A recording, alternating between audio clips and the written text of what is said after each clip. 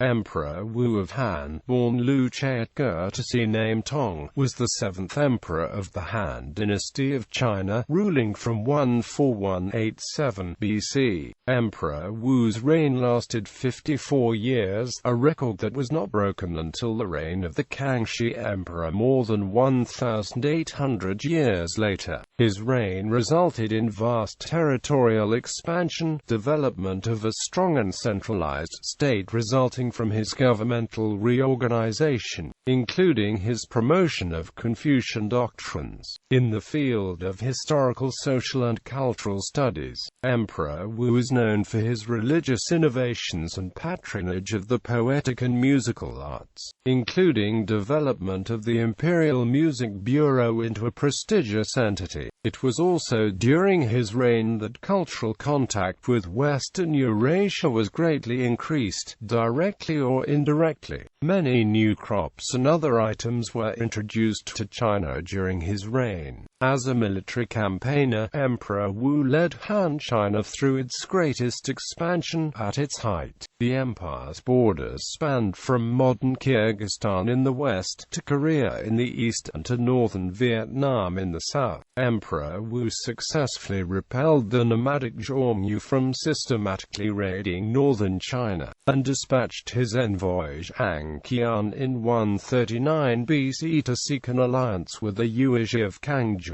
This resulted in further missions to Central Asia, although historical records do not describe him to be aware of Buddhism, emphasizing rather his interest in shamanism. The cultural exchanges that occurred as a consequence of these embassies suggest that he received Buddhist statues from Central Asia, as depicted in the murals found in the Mogao caves. While establishing an autocratic and centralized state, Emperor Wu adopted the principles of Confucianism as the state philosophy and code of ethics for his empire, and started a school to teach future administrators the Confucian classics. These reforms had an enduring effect throughout the existence of imperial China and an enormous influence on neighboring civilizations. Emperor Wu was also known for his employment of shaman advisors, and for various religious and cultural changes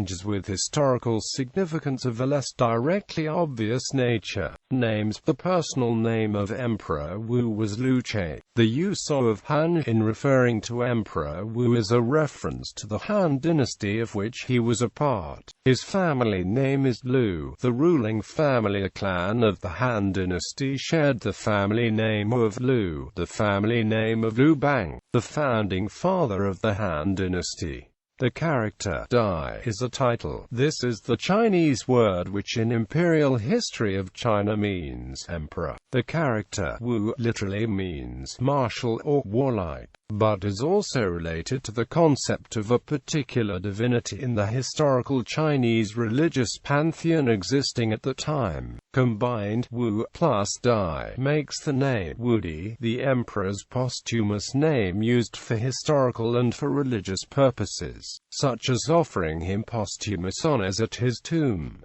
Regnal years. One of Han Wudi's innovations was the practice of changing reign names every so many years, as deemed auspicious or to commemorate some event. Thus, the practice for dating years during the reign of Wudi came to be the nth year of the, where nth stands for an ordinal integer, and reign year, name, for the specific name of the regnal year. Early years. Liu Che was the 10th son of Liu Che, the oldest living son from Emperor Wen of Han. His mother Wang Zhi was initially married to a commoner named Jin Wangsun and had a daughter from that marriage. However, her mother Zhang Er, under Emperor Gao, was told by a soothsayer that both Wang Zhi and her younger sister would one day become extremely honored. She then got the idea to offer her daughters to the then crown Prince Liu. Liu Che and forcibly divorced Wang Zhi from her then-husband. After being offered to Liu Che, Wang Zhi bore him 3 daughters, Princess Yang Xin, Princess Nangong and Princess Long Lu. On the day of Liu Qi's accession to the throne as Emperor Jing of Han upon the death of his father Emperor Wen in 156 BC, Wang Zhi gave birth to Liu Che, and was promoted to a consort for giving birth to a royal prince. While she was pregnant, she claimed that she dreamed of a son falling into her womb. Emperor Jing was ecstatic over the divine implication, and made the young Liu Che the Prince of Jiaodong in 153 BC. An intelligent boy, Liu Che was considered to be Emperor Jing's favorite son from a very young age.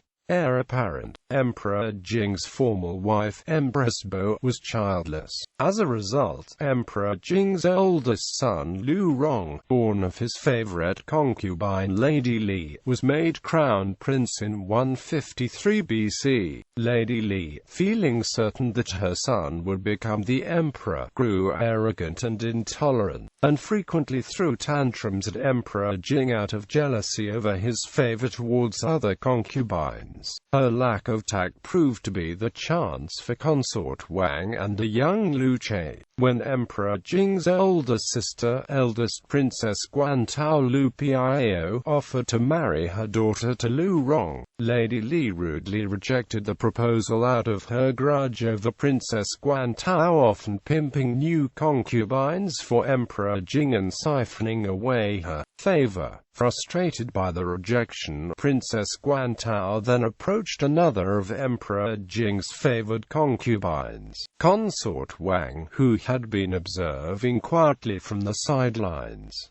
Guantao offered to marry her daughter to the consort's underage son, Liu Che. Seizing the opportunity, Consort Wang accepted the offer with open arms, securing a political alliance with Princess Guantao. Because of the age difference, Emperor Jing did not initially approve of this union. During a royal gathering, however, Princess Guantao alluded to the Wei Jin era pseudo-historic fable Han Wu stories. She held the 5-year-old Liu Che in her arms and asked him whether he wanted to marry her daughter Jiao. The young prince boasted that he would build a golden house for her if they were married. Princess Guantao then used the tale to convince Emperor Jing to finally agree to the arranged marriage. This inspired the Chinese idiom, putting Jiao in a golden house, which later ironically became a term for keeping a mistress rather than a wife. Now sealed in the marriage alliance with Consort Wang, Princess Guantao began incessantly bad-mouthing Lady Li in front of Emperor Jing. Gradually buying into his sister's words, Emperor Jing decided to test out Lady Li. One day he asked Lady Li that whether she would happily foster care the rest of his children if he was to pass away, only to have her rudely refusing to comply. This made Emperor Jing angry and worried that if Liu Rong were to inherit the throne and Lady Li to become Empress Dowager,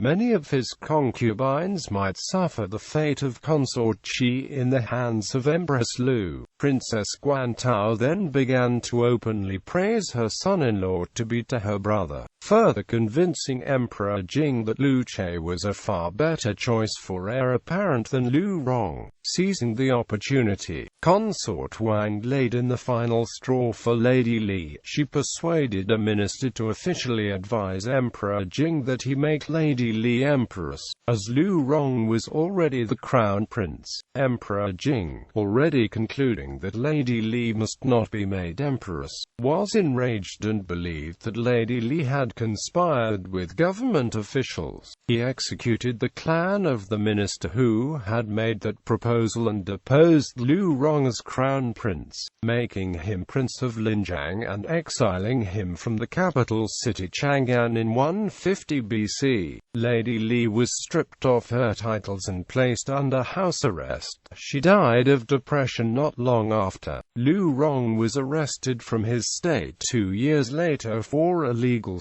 seizure of imperial shrine lands and committed suicide in custody, as Empress Bo had been deposed 1 year earlier in 151 BC. The position of Empress was open and Emperor Jing made consort Wang Empress merely 4 months later. The 7-year-old Liu Che, now legally the oldest son of the Empress, was later made crown prince in 149 BC. In 141 BC, Emperor Jing died and Crown Prince Liu Che ascended to the throne as Emperor Wu at the age of 15.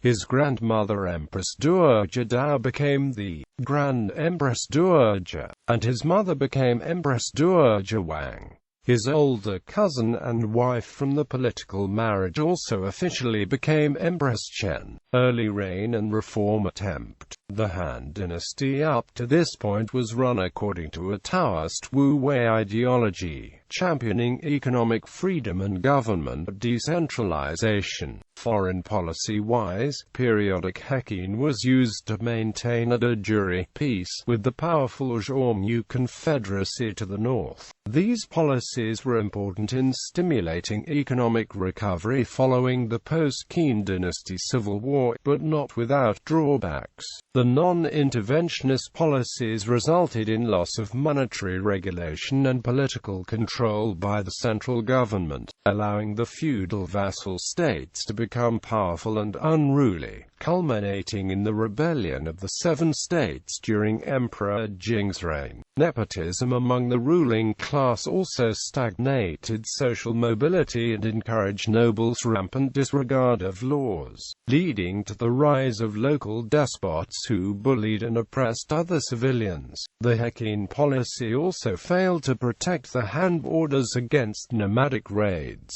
with Zhongyu cavalries invading as close as 300 li from the capital during Emperor Wen's reign, and over 10,000 border residents abducted or enslaved during Emperor Jing's reign. Prominent politicians like Jia Yi and Chao Siyuo had both previously advised on the necessity of important policy reforms, but neither Emperor Wen nor Emperor Jing was willing to risk implementing such changes. Unlike the emperors before him, the young and vigorous Emperor Wu was unwilling to put up with the status quo. Only a year into his reign in late 141 BC, Emperor Wu took the advice of Confucian scholars and launched an ambitious reform, known in history as the Jiayuan reforms.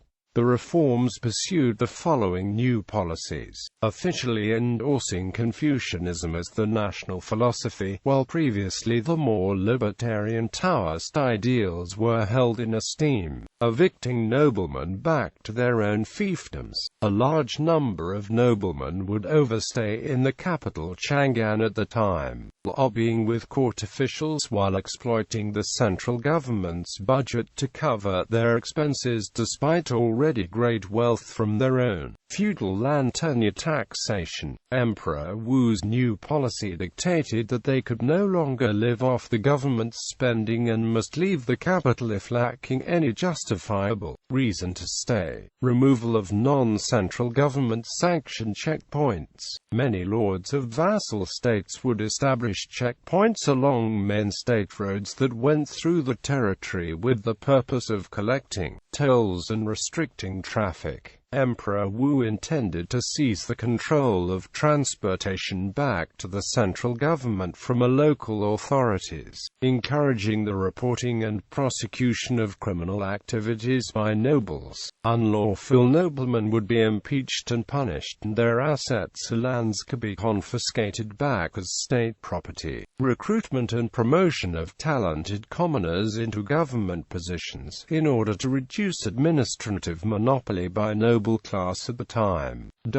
However, Emperor Wu's reforms threatened the interests of the existing class of nobles, and was swiftly defeated by his grandmother Grand Empress Dowager Dao, who held real political power in the Han court. Most of the reformists were punished. Emperor Wu's 2 noble supporters Dao Ying and Tian Fen both had the positions stripped. and his two mentors Wang Zhang and Zhao Wan were impeached, arrested, and forced to commit suicide in prison. Emperor Wu, now deprived of any allies, was subject to conspiracies to have him removed from the throne. At this point, Empress Chen had already married Emperor Wu for years but failed to become pregnant. In an attempt to dominate his love, she also prohibited him from keeping other concubines. Emperor Wu's political enemies used his childlessness as an excuse to depose him, as the inability of an emperor to propagate a royal bloodline was a serious matter. These enemies wished to replace him with his distant uncle Luan, the king of Huanan, who was a renowned figure of Taoist ideology. Even Emperor Wu's own maternal uncle Yunfen switched camp and went to appease Luan, as he predicted the young emperor would not be in power for long. Emperor Wu's political survival now relied heavily on the lobbying of his aunt mother-in-law, Princess Guantao,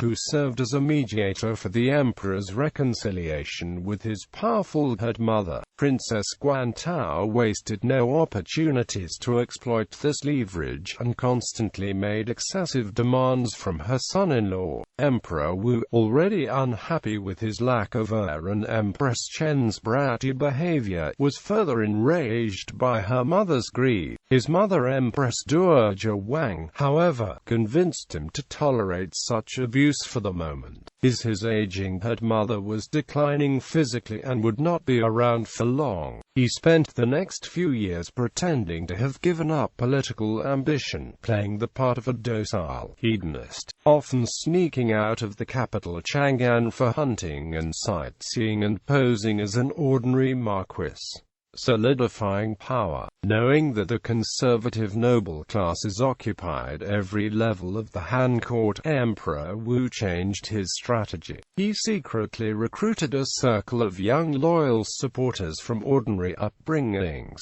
and promoted them to middle-level positions in order to infiltrate executive ranks in the government. These newly established officials, known as the Insider Court, took orders and reported directly to Emperor Wu, having genuine influence over the operation of government affairs. Though lower in rank, they became a powerful countermeasure against the outsider court made up of the 3 lords and 9 ministers that, at the time, were mostly composed of anti-reformists. Furthermore, Emperor Wu sent out nationwide edicts appealing to grassroots scholars to enroll in government services in an attempt to break the stranglehold that the older generation noble class had on the nation's balance of power. In 138 BC, the southern autonomous state of Nan Yu invaded the weaker neighboring state of Dongwu. After the king Zhao Zhenfu died on the battlefield, the battered Dongwu desperately sought help from the Han court. After a heated court debate over whether to offer military intervention for such a distant vassal state, Emperor Wu dispatched a newly promoted official Yan Zhou to Guaji to mobilize the local garrison. However, the Tiger Tally, which was needed to authorize any use of armed forces, was under Grand Empress Dowager Du's possession at the time. Zhang Zhu, as the appointed imperial ambassador, circumvented this problem by executing a local army commander who refused to obey any order without seeing the Tiger Tally, and coerced the chief of Guaji to mobilize a large naval fleet to Dongwu's rescue.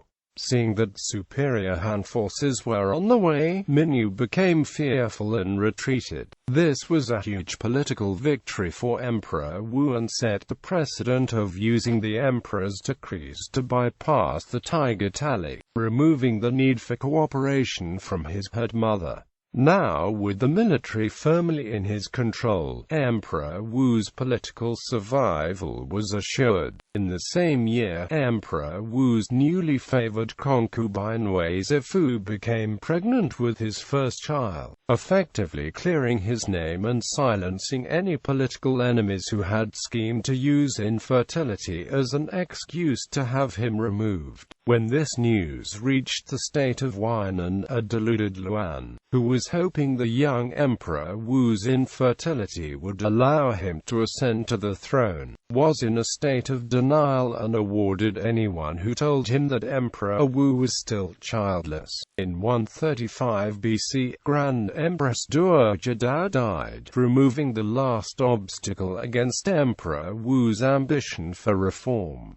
Imperial expansion, conquest of the south. After the death of Grand Empress Dua Jadao in 135 BC, Emperor Wu had full control of the government, while his mother, Empress Dua Jawang, and his uncle Tianfen were still influential. They lacked the ability to restrain the emperor's actions. Emperor Wu began a military campaign of territorial expansion, nearly destroying his empire in the early part of the process. Reacting to border incursions by sending out the troops, Emperor Wu sent his armies in all directions but the sea. Conquest of Nan Yu. Following the successful maneuver against Nan Yu in 138 BC, Emperor Wu resettled the people of Dangan into the region between the Yangtze and Huai rivers. In 135 BC, Nan Yu saw an opportunity with Zhao Mo, the new and inexperienced king of Nan Yu. Nan Yu invaded its southwestern neighbor and Zhao Mo sought help from the Han court. Emperor Wu dispatched an amphibious expedition force led by Wang Hui and Han Anguo to address the Nan Yu threat. Again fearing the Han intervention, the younger brother of Nan Yu's King Ying, Luo Yushan, orchestrated a coup with other Nan Yu nobles,